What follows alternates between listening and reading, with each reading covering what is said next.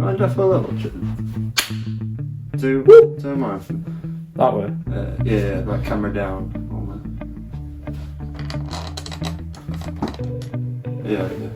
That's better for me. Yeah. You've already clocked, so don't mind. Yeah, I've already clocked. We're both recording, aren't A week clocked. Yeah. Oh shit, I was going to get mine notebook. I just turned mine down. Just turn that down right there. I am a bit loud, so you might be a bit loud. Told you. But you said no, brother, it's loud enough. Oh, so that's killed that background noise as well. You like I didn't hear a background noise, I've only just plugged in. How's it going? it's just when you can actually hear anything. Gosh, this is just the craziest. When we put these in, such an experience. What we're in? What is this, number 9?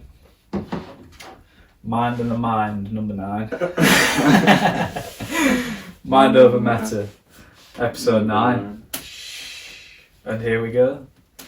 Opening a new chapter. Anything relevant going on with you at the minute? Oh, relevant to what? What do you mean? Relevant from the last podcast, probably.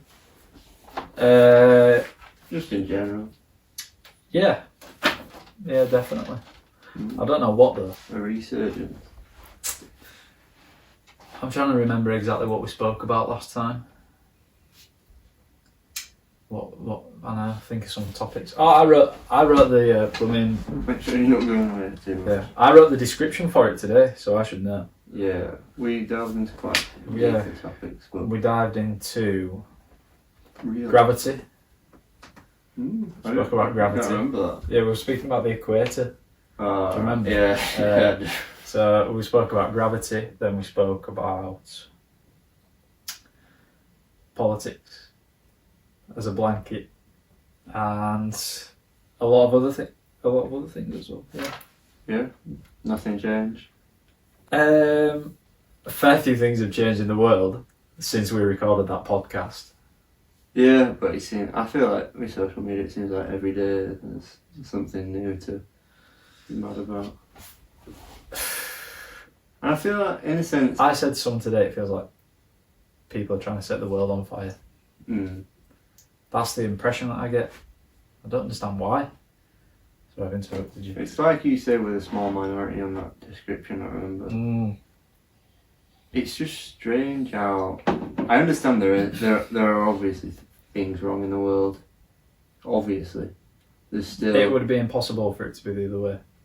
Garden of Eden. There's still things like China with the Muslims, keeping them in camps, concentration camps, which is like the maddest thing, if you think about it. Like another human, just because he believes something else, you keep him captive. Why are we doing something about that?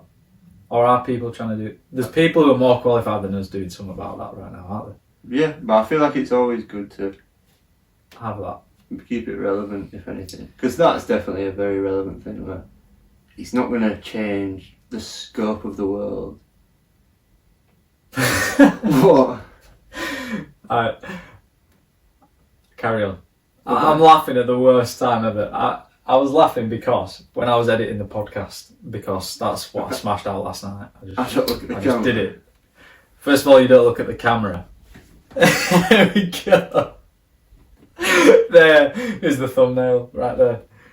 I worked so hard to get a thumbnail for that last podcast.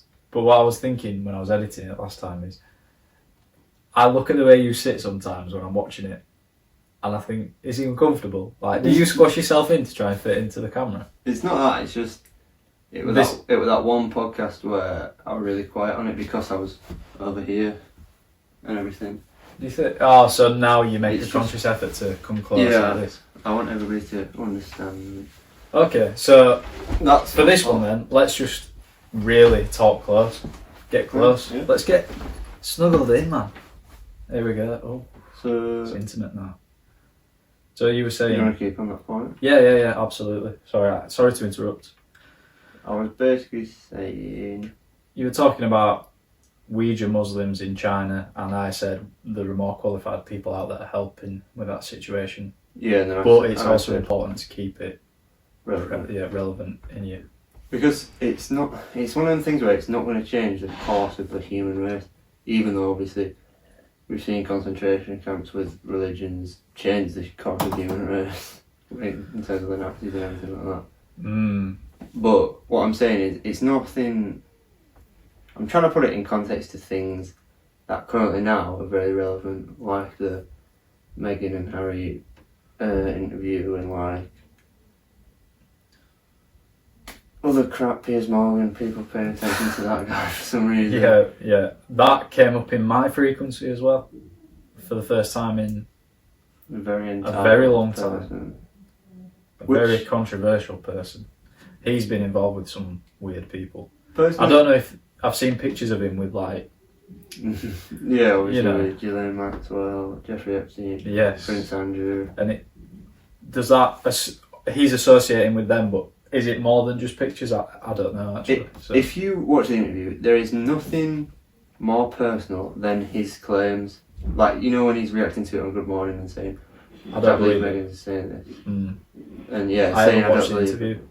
interview. I haven't watched the interview. I've crazy how addictive them clips are. I've seen key parts of the interview, I would say. I've But probably those seen key it. parts don't give you any context. Well, they give you key part context by whoever's chosen them to be key parts, but I've not actively gone out of my way to look at it, so to speak. Maybe I have by accident, but is that even like relatable? It's not really, is it? But when I think about that, I think first of all it's kind of strange how me and you call them Meghan and Harry, and in the past, not so long ago, they would have been called the Duke and Duchess of Sussex primarily and nothing else. Or would they? There's Maybe really, I'm just assuming. Doesn't matter. when you say Duke of Edinburgh, I don't think No, not Duke of thinking- Edinburgh. No, but I know, Duke of Edinburgh award. It's obviously an award Yeah. issued by him. I would never associate the Duke of Edinburgh with somebody. I don't know. I don't even want to Who's try. the Duke of Edinburgh? Is it not Charles? It's the one that's about to Take the flop his clogs in about 10 minutes, probably. Oh yeah, it's Philip, isn't it? The really old one. Is that the Queen's wife? I mean, husband. Is that the Queen's husband? No, it's his wife. Yeah, it's her husband. Yes, he's. But how come she's not on? Is he just really older than her? He's from Germany. I've seen that. Yeah. And wasn't he? So sorted. Well, So they then say. again, to be honest. No, they didn't, did they? Because it had been after the war. When she But got they got married together. or during the war or something like that. It would have been. Because I remember She was born in. I want to say. she took over. She's in her late 80s, isn't she? Yeah, well, she took over, or she was. I think I saw her on Facebook. 27 at the time of the First or Second World War. So she's Must be definitely. the second. She's definitely up there. In age, obviously. Wow. But yeah, think about that. To take it back to what we were saying about Piers Morgan and his affiliation with that, The Royals. it is quite obvious how personal, whether he takes it personal because of you've seen that apparently Meghan Markle aired him. Yeah, like they went on a date. Yeah, which I think people are deep in that a bit too much because Mm. he obviously is embarrassed about that or whatever and he wants to get over that. But I think it's more of the reason because of what you're saying, and which nobody has brought up at all, his relation with the royal family in terms of their dark secrets and Jeffrey Epstein and everything like that. And how he was associated with those people. And he's not one to take advantage of a young person. Is he? But he is because he acts that far. Dead girl's phone, he text messages and stuff like that. He's a very. And what I'm trying to say, from his comments, how personally takes it, and how deep of a level it resonates with him. He's so. It's like somebody's going out saying they struggle in this very prestigious family. One of the most prestigious families in the world. Probably isn't a more prestigious family than that. Think about a family. Relatively to like where you live. No, but like just in terms of royal family. Royal family. There isn't another No, family. that's why it's so famous, because it's so unique. Like you can like the fact you can't sympathise, and people blame her for obviously mixing with Harry, knowing that he's a royal. Mm. It's just the most stupid thing ever, because it's like saying if you take £10 million, but you'll have, I don't know, a bad ankle for the rest of your life, Yeah. and then coming out a few years later saying, oh, this bad ankle really does piss me off because it's a bad ankle. And it's like, well, fair enough, you knew that taking into it, but it still doesn't mean you're not entitled to come out and say you struggle with this bad ankle. That's essentially what she's saying, which is fair enough, because just because it's not been done before doesn't mean it can't happen now. Yeah. I think, quite frankly, I really don't care a whole deal about it I all. didn't press record on them. I was like, Just press it now. Yeah, We'll just use that audio from that. That's so bad. How long were we going? We'll find out. Yeah. Anyway. I was thinking you're getting to the segue of let's move on. So I was like, how long have we talked about that? So then I checked and So we could bun that out. We could leave it in. probably leave it. Remains to be seen. If we don't leave it in, we can always clip it up and put it as a separate video or something. I don't know. Yeah. Well, do you want me to take a So topic? what I was gonna say, yeah. Sorry. So I probably ended that quite abruptly. Yeah, I said I don't really care a whole deal about it. I feel like I'm made to care about it, whether I should or not. So the argument for me, how I should care about it, would probably be, well, you don't understand what all these people did for you that you didn't see before you got here. Well, I didn't see it, so what do you want me to do? And it's not like you think about people are not burdened with the history of the family saying you must carry on this name because I come from a farming family. I don't have to be a farmer. And your great granddad fucking fought a tiger, probably, more than likely. I don't know. Yeah, to get here, they must have done. Yeah, and it's like, why? Yeah. Anyway, might as well move on. Yeah, let's move on. What do you want to move on to? During my current monthly challenge of meditation, I've become more mentally aware. So, yeah.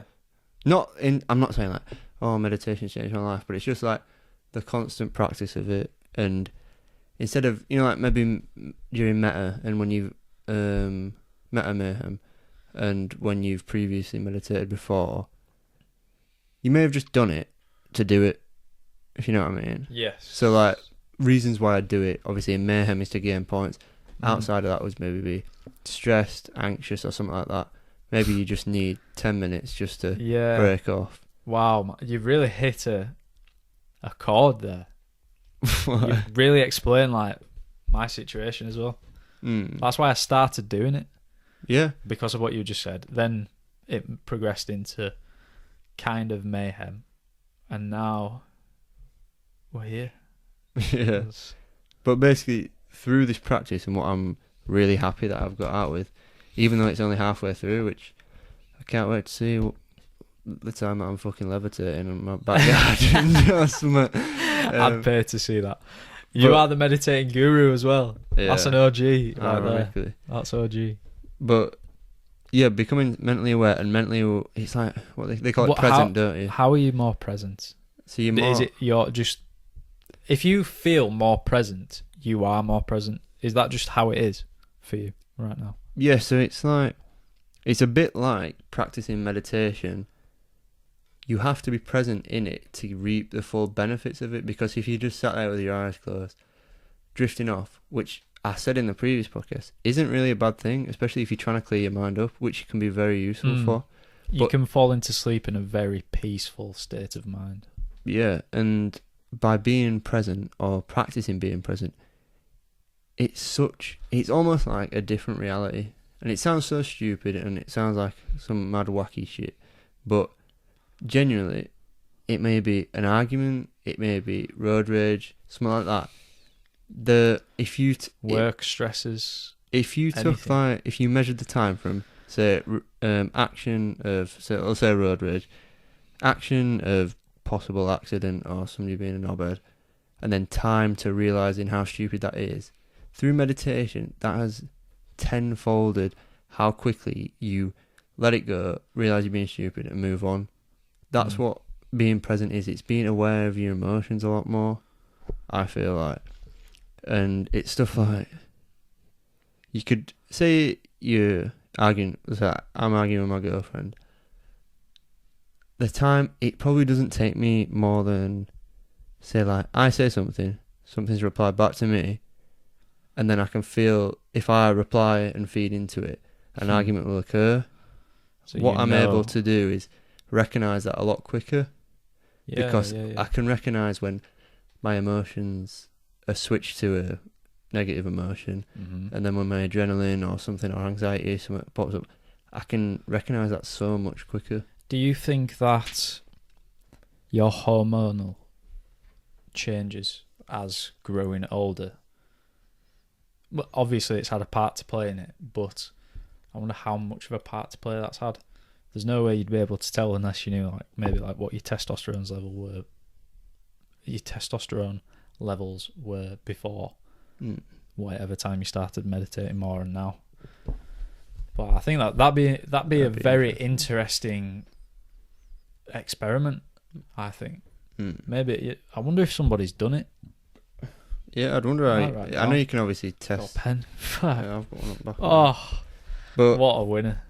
A topic that came about from meditating was tending, and I bet if I say tending to you, it probably won't correlate too much. You know, it's just like a word. But tending as in tending to something. To do something. So like, I've written tend now. Not testosterone. So you tending to do something. So you tend over like. So you've got a plant in your room. You tend into the plant, making it grow. Ah, okay. I thought you meant a different type of tending. I thought you meant you were tending to do something. So you, like a negative, rather than a positive. I thought I tend to forget to do something. I thought that's where you were going. So it's almost like attending to something. Yeah. What are you attending to then? So it was obviously, like I'm saying, a meditation practice. So they introduce you, they get you breathing slower. They let you have your 8 or so minutes of like silence and where you should really be focusing on meditating. And at the end, they chime in with a little peace of mind sort of thing. Like, oh, so have you been using Headspace and things like that? I use Calm, yeah. Right. Is that Sam Harris? I don't know. He does one. She's called Shamara Levitt or something. Right. I listen to. Do you know the roundup video that I posted? We posted. I suppose, I don't know. I looked at that roundup video as my video, and obviously the monthly challenges are your videos. Yeah, absolutely. I think that's so. What Sam Harris did. Yeah, so Sam Harris, he did that. You know, on the roundup video where I put those 3 guys in the chairs, Jordan Peterson, Sam Harris, and it was Douglas Murray. Oh, right. And it's on a YouTube channel called Pang Burn.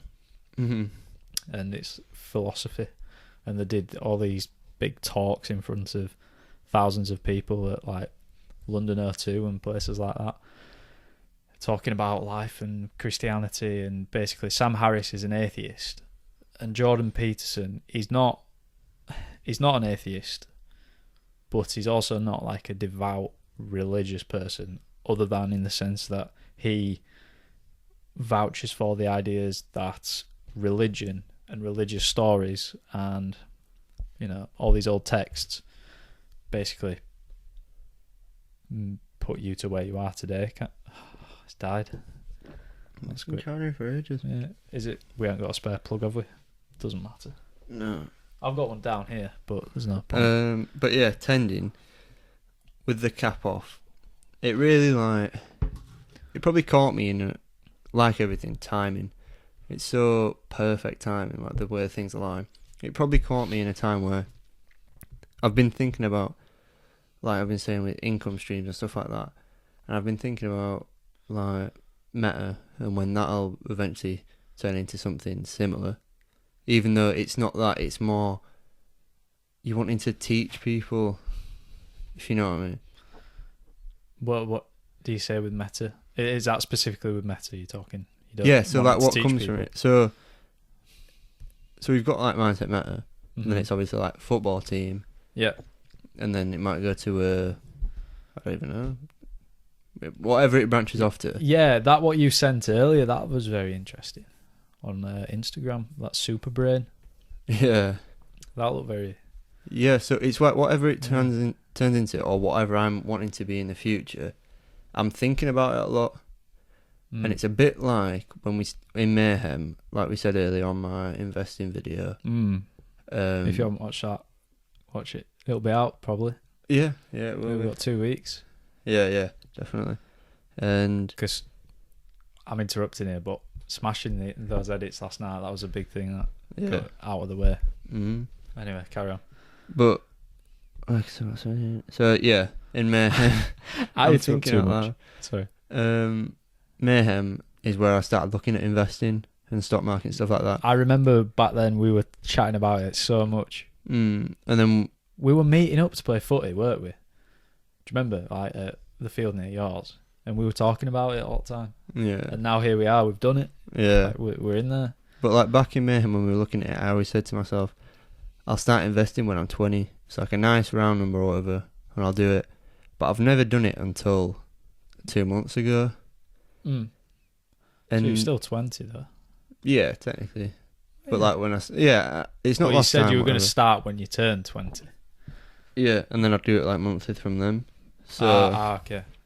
what I'm trying to get out here is with the tending thing is I'm always thinking of something and almost waiting for it to happen without maybe acting on it. So in terms of correlating that to tending, what it is think of it like a fruit tree. You plant the seed, You water it. but instead of me watering it, coming back every day, tending to it, that seed is a thought and a possibility in the future. And instead of me going, like, making steps towards it every day, trying to figure out how to get a new income stream, how to further meta, how to make a video, something like that, I'm purely just thinking about it. And it's almost like procrastination, in a sense. It's more thinking about the thing instead of doing the thing. Yes. So that caught me at a time where I was probably very much a thinker or a procrastinator rather than an actor. An actor. Yeah, and being proactive about things. Yeah, So I'm only bringing that up. It's interesting that that's obviously one of the pillars of meta, to put it like that. So obviously, mindset, evolution, time, and action. And we chose actions, call it undertone, to be the actor, not an extra. I think that's... To say that we came up with that, I don't know if I'm just being big-headed, but that's sick. Be the actor, not... Because... But the other way to think about it is as well, do you have to be an extra before you can be an actor? I don't think so. Probably not. No. Anyway. You said something that really twigged my mind, but I can't remember what it was. And I've just done this awkward thing now. What were you talking about before that? Investing, planting a seed, procrastinating. It doesn't matter. What have you got? I wrote a bit more relaxed. Maybe that was just words to me. I think it was because I think in the last podcast that we did, because this has been such a quick turnaround, right, from me editing the last one to recording this one, it feels like it's really fresh in my mind. And when I was watching it, I was thinking, you don't look relaxed here. What, you? Yeah, when I was watching it back. And today I actually had quite a few questioning thoughts about doing it. You know, like when you sent me that text earlier about what we were going to potentially talk about, kind of what we touched on at the start of this. I was thinking to myself, why do I want to do that? I was having doubts because I think, particularly on that topic, but what it does is when you have one thing like that goes, and like hits you sideways, it kind of cascaded into a little bit more like residual thoughts. So I was thinking, well, if I don't want to talk about that, then why do I want to do this in the first place if I'm not going to share that, if I'm not going to be completely open? Like the podcast before that, we were talking about this is the ultimate sacrifice and you've got no escape. So I guess, yeah, a bit more relaxed. Here I am with a sleeveless top on. I thought, yeah, that's relaxed. But that I don't know. I think as well when I looked at, so the first podcast that we did, I was in a sleeveless top as well. And obviously when we started doing the podcast, how long ago was that now? That feels so long ago. December. Why does that feel so long ago? What's changed so much since then? Us? We've changed a lot.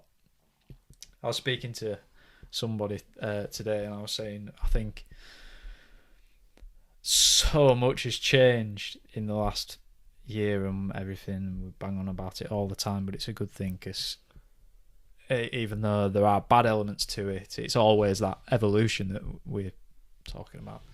And I was saying, I think, you know, as a person, I've changed so much and it's only changing more and more.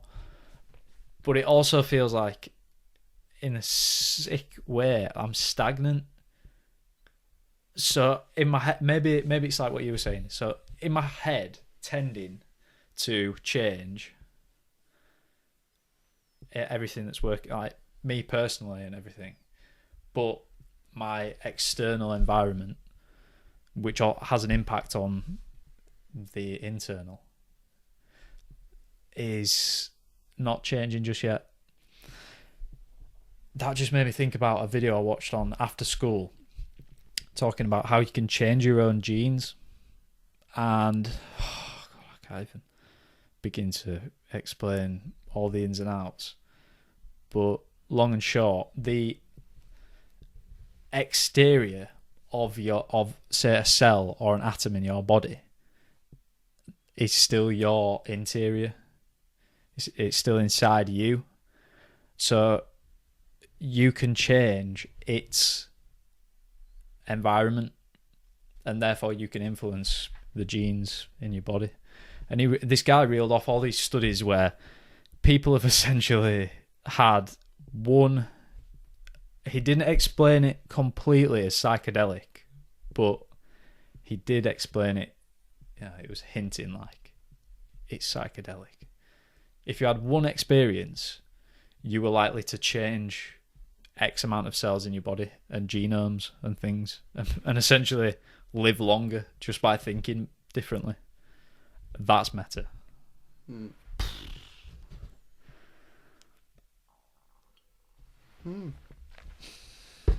That's nice. What?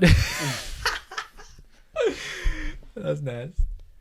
What do I think of that? What have you got to say about that one? I think... Is that something is that something you ever thought you would hear? Maybe not, obviously, Stupid specifically. question, really. But I just think... No, I'm gonna get... But it's just gonna go. It's just gonna go in a sec. No, I've got anti-gravity in my room. I don't even know if we'll be able to see that on the picture. Hopefully not. Doesn't matter. Either way, carry on. So what do I think about... Yeah, being able to change. Is it just putting fancy words and descriptions around something that, when you scratch the surface, is kind of common sense? That's what I'm saying. Well, What's so special about that? Well, it's just very much like a bit like karma and a bit like good vibes almost. Like if you treat everything as good, you'll obviously feel good internally and stuff like that. Mm-hmm. You create a good atmosphere around yourself, a good system to follow, and everything follows suit. A meta environment. meta environment. Environmeta. That's what it is. Yeah. We made that. Let's do some Litter picking. litter picking. Let's do it. Made me feel good. Yeah. Did. And it's something that starts. This is how it starts. On your street at home, you may have a plastic bottle kind of really scrunched up, stuck down the curb. Maybe you don't, but if you do, don't walk past it. Take pride in where you are, where you live. It's your street. The way I look at that is like, if I pick this litter up off my street, right? If it had dog shit on, I'm not picking it up. Put it that way. But if I pick it up, it brings the value of the street up. Monetary. That's it. If you take pride in where you live, it's the people that make somewhere valuable. Not necessarily the houses, because valuable people will create value around them. Wow. I've lost it. I've absolutely lost my head. Jeez. It's been a while. But with the litter picking thing, I think sometimes I don't know. I just feel some, like neglect to wanting to pick something up that somebody else has dropped. And I felt that a lot when you did that thing, because I was just like,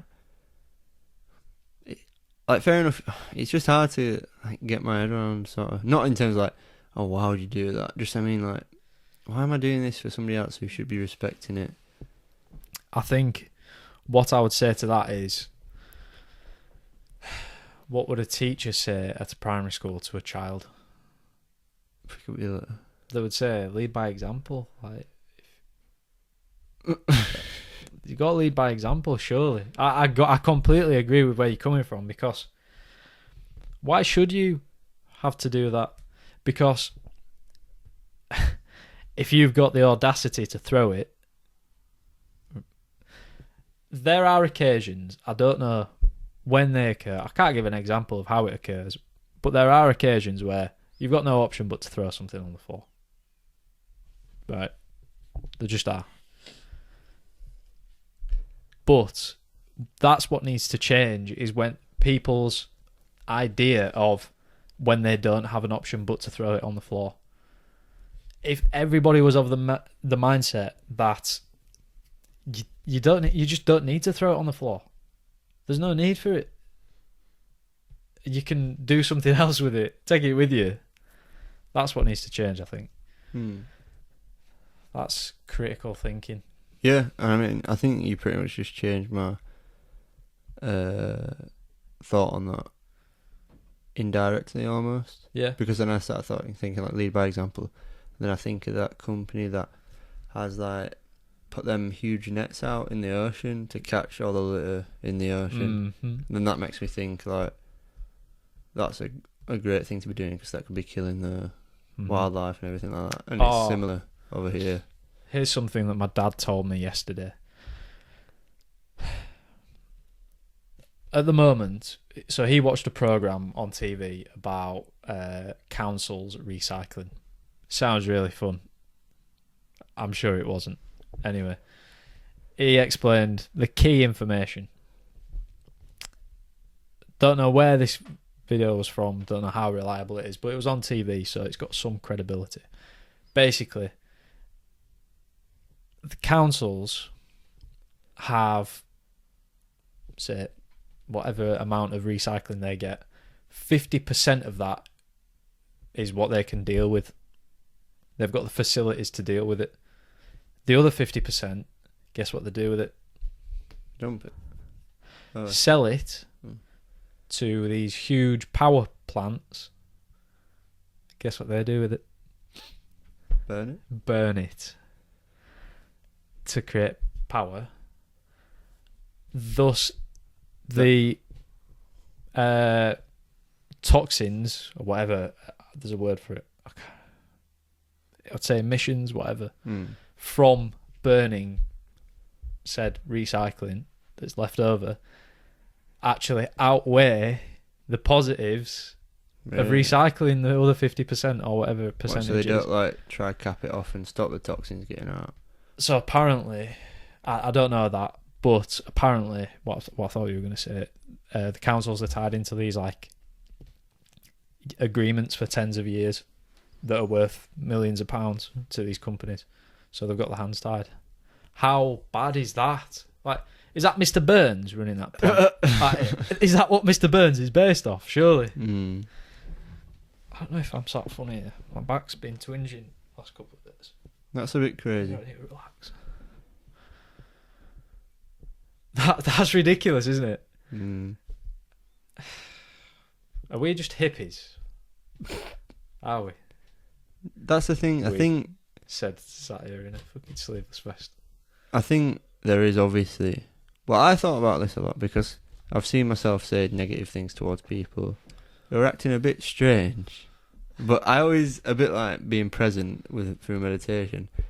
I am a bit like, that is just a weird guy. And I'm thinking back to this video that I watched, and I was just like, that is a weird person. I know. And then like my secondary thought is, he's allowed having, to be. yeah, he's allowed to be. He's having fun. He's enjoying it. Nobody's getting hurt by it. Mm. But it is weird behaviour, and I can't let that pass my judgment. But it's not like I'm like. It's not like. Give me an example. What's this guy doing? So it's a guy. This better be good. Who is impersonating what girls are like walking into raves, and it just wasn't funny at all. Like the guy was like hopping and like doing some crazy movements and stuff, like slut dropping into the and walking. All right, okay. But it wasn't like it. To me, it wasn't funny at all, and it was past the point of a bit cringy to the point where I was just like, "Oh my god!" So that made me think of there's somebody who went to our school a few years below us, who now dresses like a woman, has a pair of huge fake tits, blonde weaves, and puts videos on twerking bare naked ass. Bare naked. But it is a boy. The thing is, so I'm not. It is a it's a boy. The person that does it is. Yeah, the thing I don't want to be coming across is that anything that guy is attached to in any way affects my opinion on that video. No, because I'm sure he's a lovely person. I couldn't care less about anything else. But what I'm trying to say is, I do catch myself still being quite negative towards things, but then switching and being like, well, it's funny to somebody. He's catching yourself before you fall. That's what it is. I'm to put myself on some sort of moral pedestal. It's not like I'm commenting saying, "You weirdo, this is not funny." No. Sharing it saying, "Look at this weirdo." It's just I'm a bit like, right, that is weird. Like, move on. Yeah, that was my point with this person that I described. So I think about what that person's doing, and I ask myself, how would I feel if I was a parent and my son was under my roof doing that? Okay, which sounds so bigoted when I say it, but then I think, all right, well, I'm not in that situation. It's got nothing to do with me. I'm just aware of this. What's the relevance? And therefore, the answer is, it's not relevant to my life. So I can see it, acknowledge it. Like meditation, you see a thought come across your mind, acknowledge it, gone. That's it. Is that how you learnt to meditate as well? The way I learnt was like think. So first of all, you sat at the side of a road, and the cars all the thoughts in your mind are cars coming past, and then some days it's busy, some days there's not a lot of traffic, and then it tells you to like take yourself up from the road, put yourself in the sky, and look down. Similar. It's almost like thoughts come about, you notice that you're thinking, and then you slowly dwell back into breathing, which is how they teach to come back to meditation, focus on your breathing, think about it, stuff like that. But yeah, it's similar. So, and would you say that you're preparing for mayhem subconsciously? In a way. Or are you not...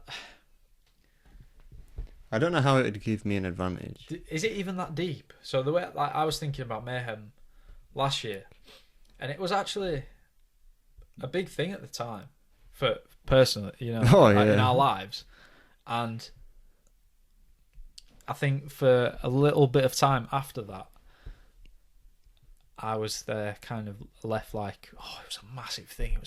But as that thing gets further away, and we get closer to the next one, my opinion is changing, and I'm kind of there saying, like, you don't have to look at it like this. You can make what you want of it.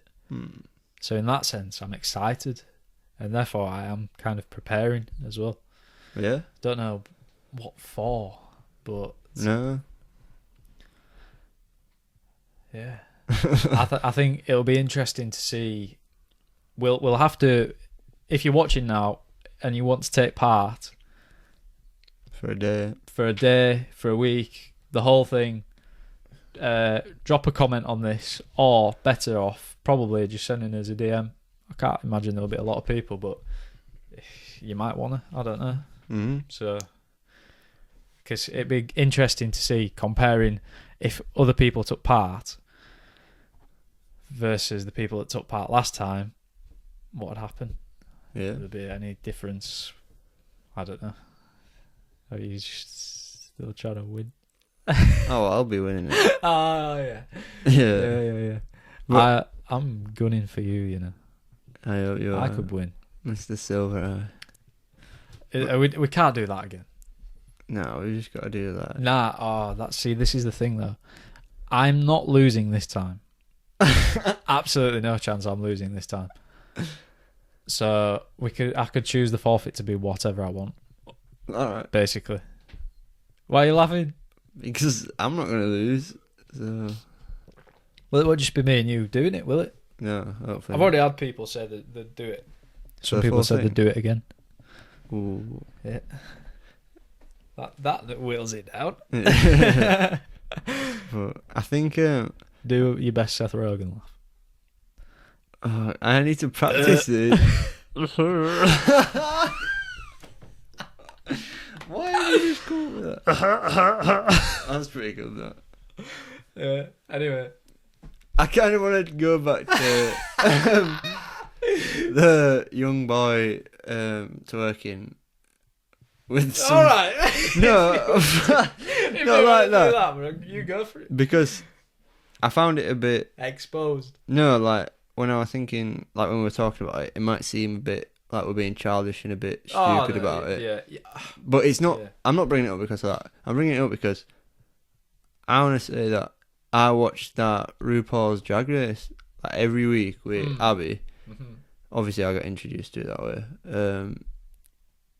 But it is just a decent program, and it's proper entertaining, especially the UK one, just because it's proper UK comedy, and it is just sick sometimes.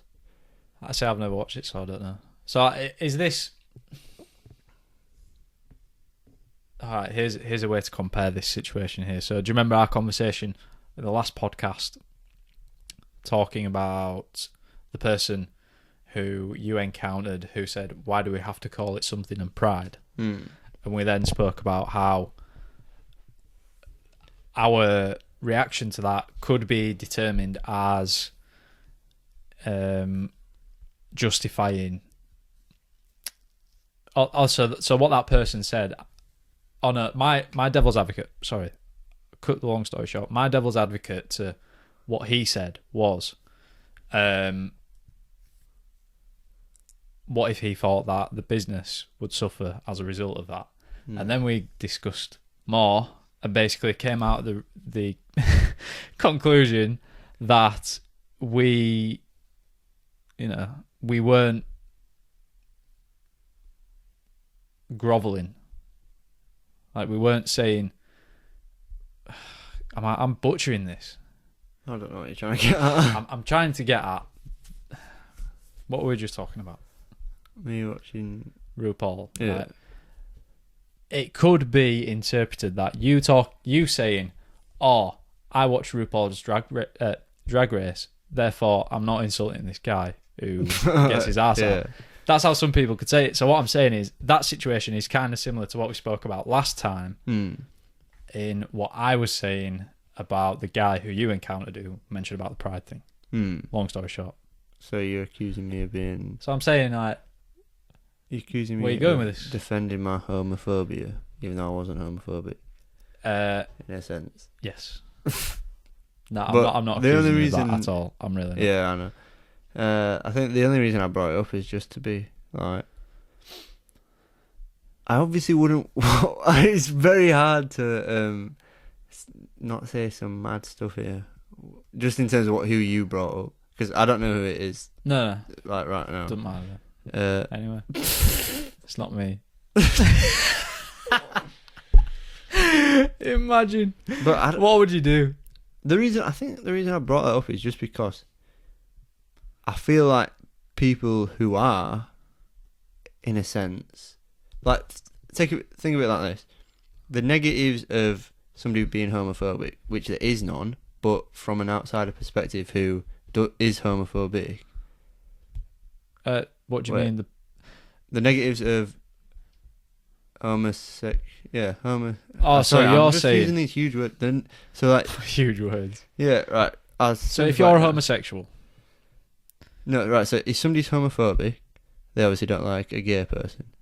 Yes. But they might not like a gay person for some stupid reason, like it's not religious or maybe they're a bit over the top and stuff like that sometimes. Or they're not happy with the way this person acts and therefore they associate that with the fact that they are a homosexual. And that all they like that way. But what I'm trying to say by bringing this up is I bet if you watched that programme or the people who are homophobic watch that programme, they would begin to find a relation, find some acceptance to it. Because comfort. They are so completely normal. Like the people who do drag and whatever. Oh mate, there's a bloke who does it and he lives up here. Yeah, seen him walking at his dog on a morning. It's not a big deal at all, really. But let's not sugarcoat it in terms of saying like, oh, it's not a big deal, because to the eye it is a big deal. Oh yeah, if you've never experienced it before. Yeah, and some people are raised that it is a massive deal. Yeah, and that's what I mean. And it's to the person coming out, it's a massive deal for them as well. Because it can be very abnormal to look at sometimes, just because it doesn't obviously meet the norms of a woman. So yeah. So it is quite a like Thailand. Yeah. Do you remember that on Koh San Road? Oh, what a mad night that was on Koh San Road. So walking down the street, people poking you with like sticks with scorpions on, saying eat this, and people with balloons. I'd never done a balloon at the time. I was like, no chance I'm doing that. No. Then we go to a bar. A woman's offering us balloons. She's saying, you want a balloon like this? And we're all thinking she's offering us blowjobs. That's very bad to assume, isn't it? No, we didn't assume that. We just laughed at the irony. Yeah. Didn't we? And it was his first night, so it was just mad. And obviously it was strange because there was like groups of Thai girls like surrounding us, weren't there? And like trying to hold our hand. Do you remember that? Was it? I promise. I promise. I do not remember that. Trying to hold my hand. As in like prostitutes or something? No. I'm saying like a group of girls. Like really? Youths. Why do I not remember that? That's a bit mad saying. You were trash. That's a bit mad saying youths, but youths. Because I wonder why. No, I wasn't saying. Yeah. For all I know, there could have been. I don't remember. But why do I not long remember story short, we didn't obviously do anything. And basically, going back to what we were just talking about, I remember two masculine-looking. I don't know. Males dressed as women. Yeah. Or is it? Would the people call it a she-male in Thailand? Or is that just a mad thing to say? I think it's a bit mad nowadays. But then again, it's just like, whatever. It's like the same thing. So it's like, I didn't want to say the T word because that's very offensive now. It's somebody who's had a sex change. Is that right? Or is he just dressing up? I don't know. I don't remember. But what I do remember was... It's a man dressed as a woman. It looked like a girl. But it was. But it wasn't. Because... 6'5". And there was 6 foot and they had big hands and shoulders. I thought, that's not a woman. One thing... It was an eye-opening experience as an 18-year-old guy. One thing that is mad is the better-looking Thai women are, as you described, men. So it's easy to spot. Lady boys. That's what they call it, isn't it? Of course. It is. It is. Yeah. Tell me it's not. It's just what you said before. But I remember describing it. I remember saying it and like thinking it in my head is. I'm embarrassed. The better looking the Thai person, the more of a chance it is a man, which is a bit crazy. What are you basing that off? Just general experience? Observation. Or observation. All right. Okay. Oh, do you remember that the lady boy on the scooter when we were driving? Oh my god. Beeping, offering to pick us up. I had to run. That was so funny. That was after the. How many? That was after the World Cup semi-final, wasn't it? So how many do you reckon we encountered? Because I think back to the. Must have been a pool few. bar. Do you remember seeing the Wakefield flag? The Wakey Trinity flag in Thailand in a bar. That was an experience. But it wasn't that night because obviously Lawrence had gone home by the time I'm saying this memory. Time. So the next night, I think we went back down that alleyway, which was flooded with girls trying to obviously get you into bars and stuff. Yeah. Oh, so you're saying how many of them are? Yeah, were guys. Which I reckon there is probably a high percentage. And I'm trying to think to the woman that was playing Connect 4 with us and then playing pool with us. Yeah. She was shit hot at pool.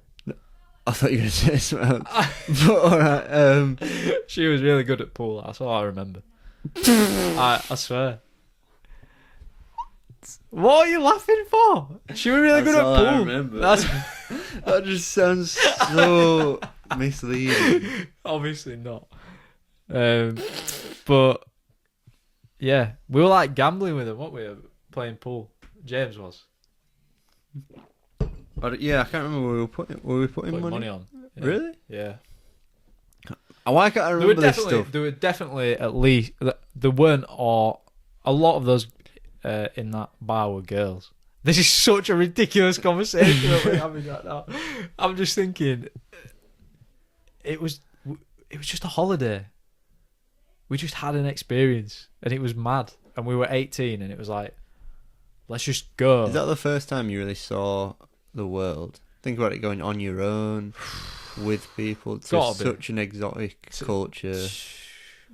Not just an exotic culture, an exotic place. Man.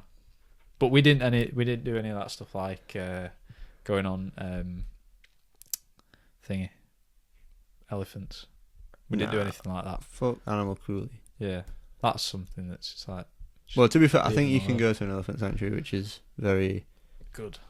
Yeah, but who knows? Which might be good for your self-esteem, but maybe your conscience. Yeah, your conscience. And it is a bit mad to be riding an elephant if you think about that. Here's something though. If someone said to you, you can die having ridden an elephant, or die having not ridden an elephant, what would you choose? I would ask context to whether just ride the elephant. But why? Why do you need to? Because it's don't ride an elephant which has been tortured all its life to obey a person because it's been electrocuted. You're not riding an elephant. You're riding a victim. How about that? You're riding a slave, a prisoner. And that's mad. Realistically, if you saw an elephant in the wild sat down, which is pretty rare, I think. Do they sit down much, or do they not? I don't know. I don't know. But my point is, you would not jump on it and say, "Let's ride on the slowest possible animal probably ever." Nah, they've got to be. Not. I bet they're kind of quick. I think they're quick if they start running. They can run. It is something though. If you were like caveman ooga booga in the woods, and you see an elephant sat down, you're definitely thinking, I'm jumping on that. No, because how strong it is, it'd crush you. Yeah, if it really wanted to. If you tried to get on it and then you fell off. Imagine if it rolled. If you tried to get on it and then you fell off, it could just bap you, right? With its. I think they do stamp as well, purposely. They're probably, yeah, and they've got tusks, or at least if they haven't been cut off by some moron who's trying to But sell I think we've opened a gateway there to Thailand memories, which may be a shout for the next podcast, which you should let us know if we just do straight Thailand stories. Just straight Thailand stories, because I've got a whole journal from when we were there just waiting to be read from. I could read from it like that. That could be an interesting way to do it. Yeah. Well, I'm just looking at time-wise, I think, considering the first bit before. Yeah. All right, well, we'll cover that another time then. Well, just a little tease. Yeah, comment for that Thailand podcast, because, I mean, just them, not even, brief. That's one story that's turned into... It was such a trip. I recommend... And I'm saying that... I'm I'm saying that in all contexts of the word trip. It was. And that could open another can of worms into a whole bunch of other stuff. But yeah. Something else I've written down here is kind of talking about funny stories still, so it correlates. It's like funny work stories. Because I drove past the British Oak today. Right. And I was thinking, Ryan used to work there. I'm sure he had some funny stories to tell. Have you? Definitely. I don't know what was funny about that job. I remember you telling me you just had to peel potatoes just for like 6 hours straight. So... I used to feel like a sack of tatties. If that's what you're trying to say. Peel a sack of tatties.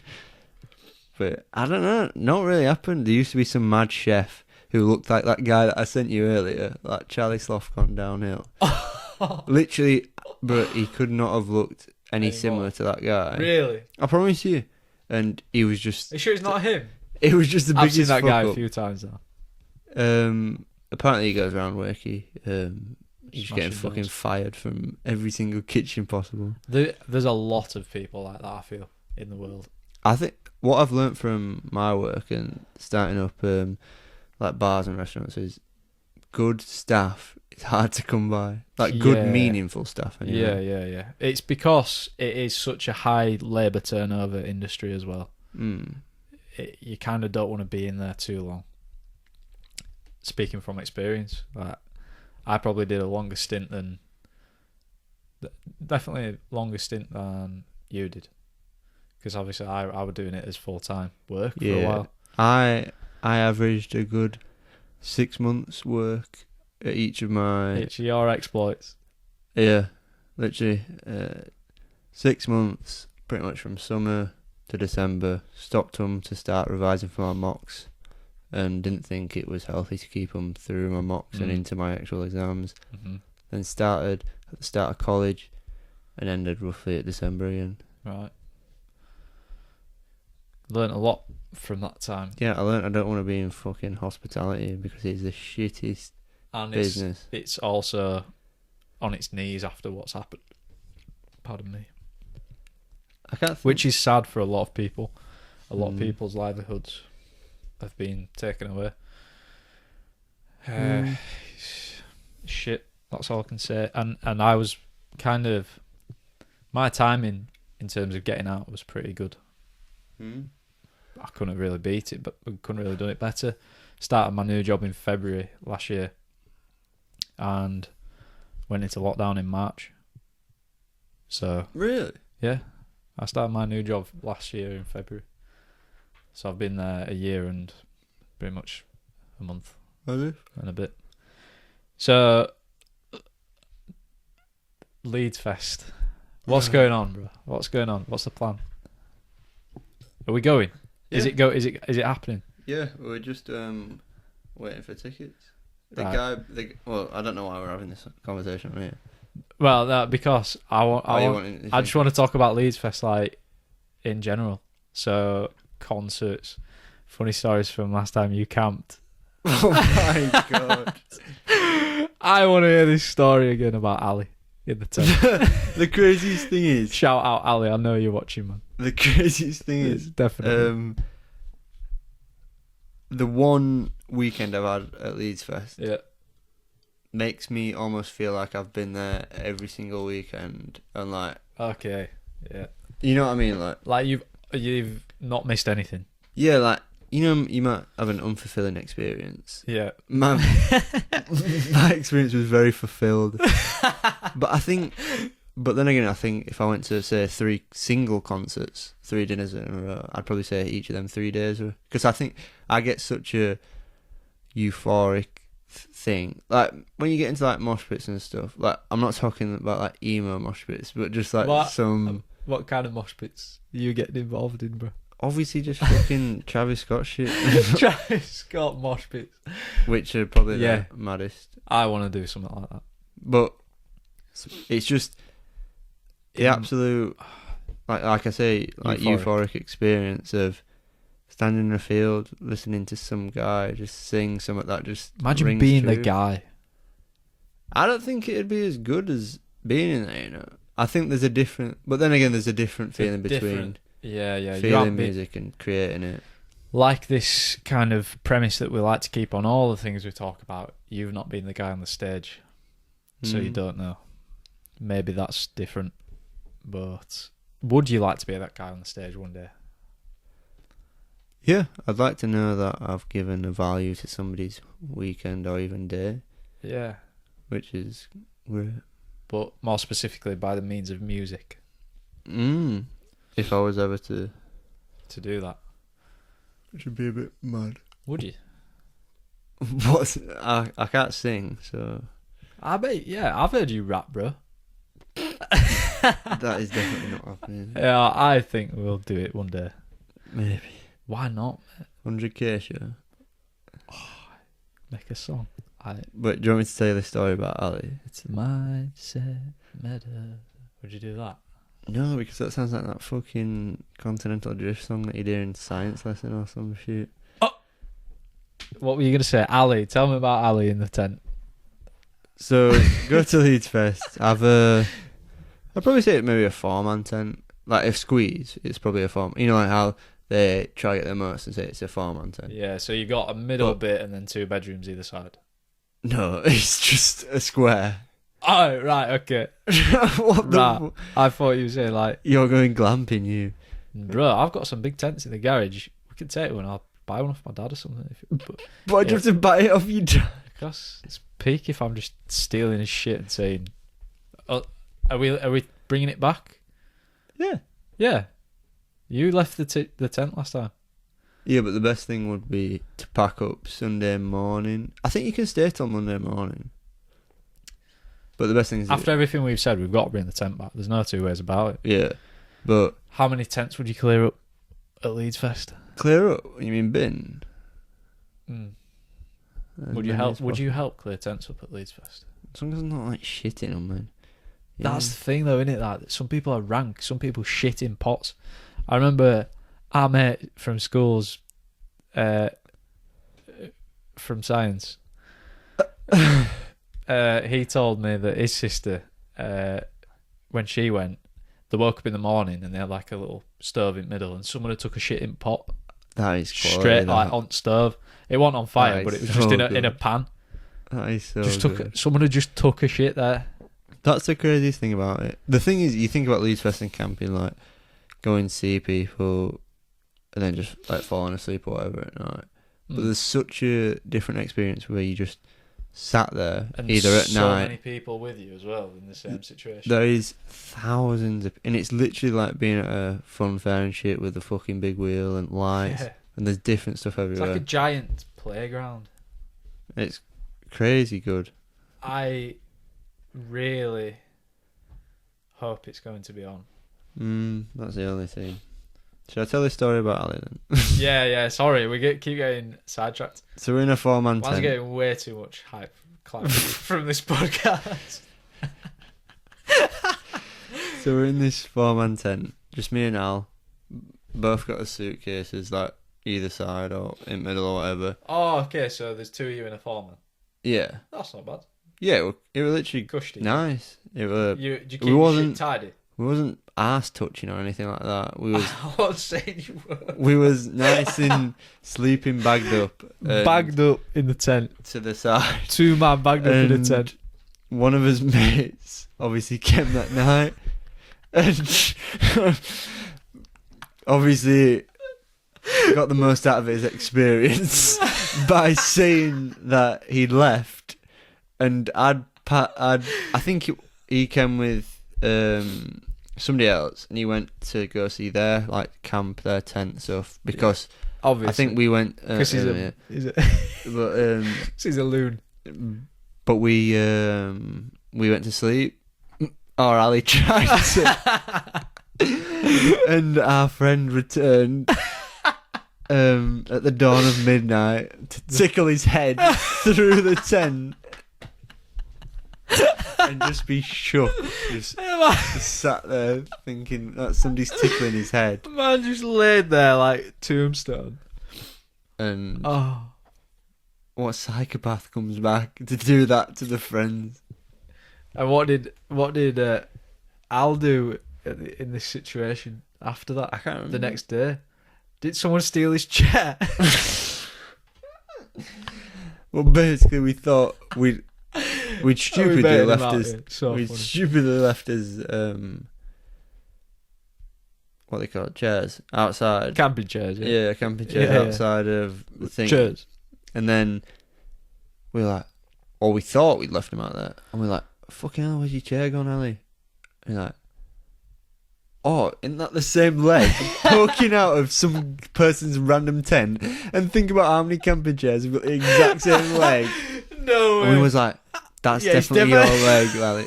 Ali, they've took your chair. Were you provoking him? No, You because definitely were. I was convinced that was Ali's chair, because it was like an outrage to me. I was like, how that's dare definitely Ali's chair. Because it was in the entranceway but poking out of the little bit. So you were provoking him, but not in terms of you were Not provoking intentionally. him because you... I was genuinely Genuinely. invested in getting Ali revenge. But I never suggested this. Sorry, I was spat all over you. I never suggested him to dismantle somebody else's chair, which we never got caught for, to be fair. No harm, I wonder no if foul. he thinks about that every day. Got What a guy, man. Remember when he scored that screamer? yeah. Oh, Parker Road against Ossett. I don't know Oh, how. that halfway line. Oh, halfway line.